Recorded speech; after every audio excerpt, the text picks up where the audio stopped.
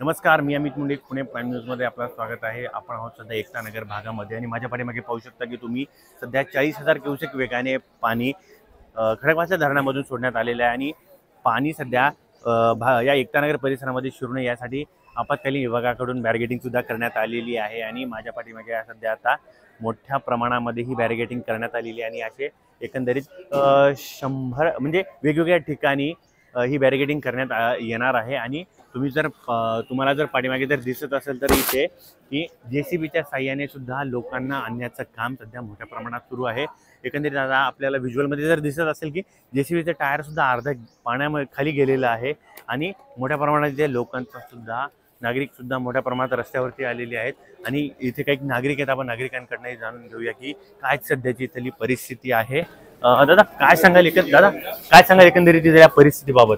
या परिस्थितीत आता ठीक आहे। अच्छा, हा सकाळी जरा गंभीर होतं, आता पाऊस थांबल्यामुळं इथं परिस्थिती व्यवस्थित आहे। एकंदरीत आता प्रशासन असं म्हणतात की नागरिक ऐकत नाही, काही नागरिक अपार्टमेंटमध्ये सुद्धा आहेत, खाली सुद्धा यायला तयार नाहीत।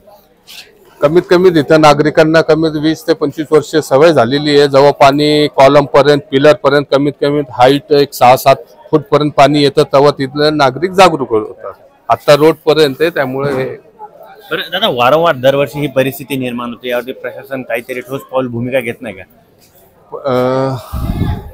कारण गेल्या वर्षी इथे मुख्यमंत्री सुद्धा यांनी भेट दिली, त्यांनी आश्वासन सुद्धा केलं होतं, मात्र त्या अभावी अजून काही त्यावेळेस कसं आहे, सूचना दिली नव्हती। त्या मुख्यमंत्री जेव्हा आलते त्यावेळेस अचानक पाणी सोडलं, पाटबंधारेकडनं सोडलं गेलं होतं।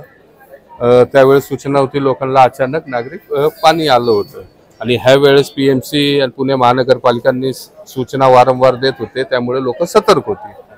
जसं एकंदरीत सांगितलं की प्रशासनाकडून वारंवार सूचना देण्यात आल्या, यामुळे तरी सध्याची परिस्थिती जी आटोक्यात आहे। कॅमेरा पर्सन सोबत अमित मुंडे, पुणे।